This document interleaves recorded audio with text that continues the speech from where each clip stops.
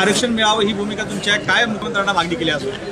मी आज राज्याचे मुख्यमंत्री सन्माननीय एकनाथ शिंदेजीशी मी भेट घेतली आणि त्यांना मी ज्ञापन दिलेलं आहे. 2019 पासून 2014 पासून सतत आम्ही मागणी करत आहोत की मुस्लिम समाजातील जे 50 घटक आहे ज्यांना महमूदुर रहमान समितीने शिफारस केली होती की हे बॅकवर्ड आहे, हे मागासलेल्यापणाच्या आधारावर ह्यांना मुख्यधाऱ्यामध्ये आणण्यासाठी आरक्षण देण्याची गरज आहे, अशा लोकांना काँग्रेस राष्ट्रवादीची 2013-14 साली जी सरकार होती त्यावेळी आम्ही निर्णय घेतला होता. काही लोक कोर्टात गेले, कोर्टाने सुद्धा सगळे कागदपत्र आणि डाटा वगैरे पाहून कोर्टाने सुद्धा शैक्षणिक क्षेत्रामध्ये आरक्षण सुरू ठेवावा अशा अंतरिम आदेश सुद्धा दिला होता. 2014 भाजपाची सरकार आल्यानंतर तो आरक्षण त्यांनी डावळला, थांबवला. आज त्या 14 पासून विधानसभा असो, सरकारचे मुख्यमंत्री असो, सतत आम्ही मागणी करत आलेलो आहोत की ताबडतोड हे बहाल केला पाहिजे जो दिलेला आरक्षण आहे, जेणेकरून मागासलेल्या पणाच्या आधारावर ज्या मुली शैक्षणिक क्षेत्रामध्ये, हायर एज्युकेशनमध्ये किंवा शासकीय नोकरीशी वंचित आहे अशा लोकांना देशाची आणि राज्याची मुख्यधारामध्ये, मुख्य प्रवाहामध्ये आणण्यामध्ये मदत होईल अशी प्रकारची आज मागणी राज्याच्या मुख्यमंत्र्यांकडे आम्ही केलेली आहे. मुख्यमंत्र्यांनी काय आश्वासन दिलं तुम्हाला? काय बोलले? नाही, मुख्यमंत्र्यांनी सांगितलंय की मी तपासणी करतोय, पाहतो, याची माहिती घेतोय आणि जो उचित होईल तशा प्रकारचा मी निर्णय घेईल अशा प्रकारचे आश्वासन राज्याच्या मुख्यमंत्र्यांनी दिलेलं आहे. परंतु 2014 पासून वारंवार मागणी करून सुद्धा आजपर्यंत निर्णय होत नाही, हा दुर्दैव आहे.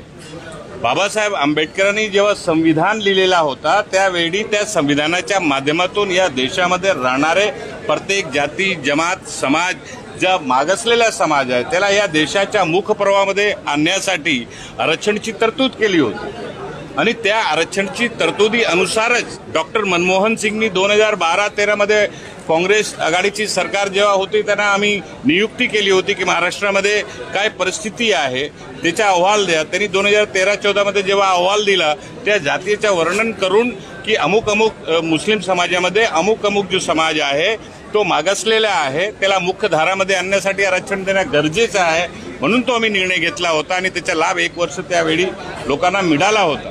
परंतु दुर्दैव आहे की सरकार आजपर्यंत हा महत्त्वपूर्ण जो मुद्दा आहे देशाच्या आणि राज्याच्या मुख्य प्रवाहामध्ये आणण्यासाठी समाजाच्या लोकांना त्या डावलतायत. हा दुर्दैव आहे. आमची मागणी आहे की ताबडतोड शिंदेजींची सरकारने हा निर्णय घेतला पाहिजे आणि 2013-14 ज्या आधारावर निर्णय घेण्यात आला होता त्याचा GR आहे तो त्याला पुन्हा बहाल केला पाहिजे अशी आमची मागणी आहे.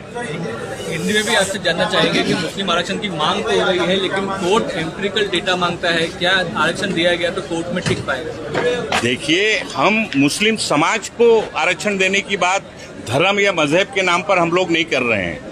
मुस्लिम समाज में जो विभिन्न जातियां हैं, विभिन्न बिरादरियां हैं, जो पिछड़े हैं, चाहे एजुकेशन में हो या सरकारी नौकरियों में हो या बाकी क्षेत्र में हो, ऐसे लोगों को मुख्य धारा में लाने के लिए 2012-13 में कांग्रेस NCP की हमारी जब सरकार थी तो हम लोगों ने डॉक्टर महमूदुर रहमान IAS उनकी अध्यक्षता में समिति गठित की थी. उन्होंने सारे सर्वे किया था 2 साल तक पूरे महाराष्ट्र में.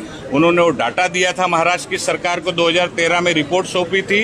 उस आधार पर 2013-14 में कांग्रेस NCP की सरकार ने विभिन्न वर्ग के जो लोग हैं 50 बिरादरी के लोग उनको आरक्षण देने का निर्णय लिया था. सोशल और इकोनॉमिकल बैकवर्डनेस की बुनियाद पर उनको देने का निर्णय लिया था और जिसको हाई कोर्ट ने भी उस समय मंजूरी दी थी कि शिक्षा के क्षेत्र में आरक्षण चालू रखना चाहिए.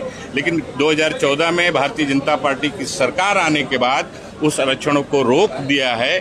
हमारी मांग है, आज हमने मुख्यमंत्री शिंदे जी से मुलाकात की है, उनको ज्ञापन दिया है, उनको महमूदुर रहमान समिति की सिफारिश, जिन बिरादरियों को आरक्षण देना जरूरी है उसकी यादी, लिस्ट, वो सारी चीज़ उनको हमने बताया है. उन्होंने बैठकर गौर से सुना है और उन्होंने आश्वस्त किया है कि इसकी हम जांच करके उस पर उचित निर्णय लेंगे.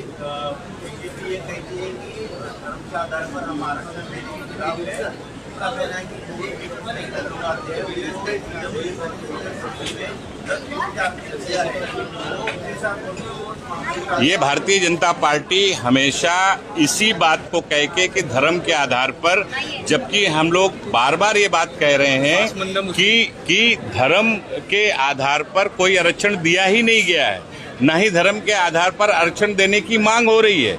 ये जो इकोनॉमिकल एंड सोशल बैकवर्डनेस जिन जिन बिरादरियों में है उनको मुख्य धारा में लाने के लिए उनकी यादी, बाकायदा उनकी सूची हमने दिया है बिरादरियों की, और वही निर्णय हम लोगों ने 2014 में लिया था। भारतीय जनता पार्टी की करनी और कथनी में बहुत अंतर है, इसलिए वो विशेष तौर पर एक विशेष संप्रदाय से संबंधित समाज के लोगों को मुख्य धारा में आने नहीं देना चाहते हैं, इसलिए धार्मिक आरक्षण नहीं दिया जाएगा, इस तरह का प्रोपगंडा करके ये अन्याय कर रहे हैं।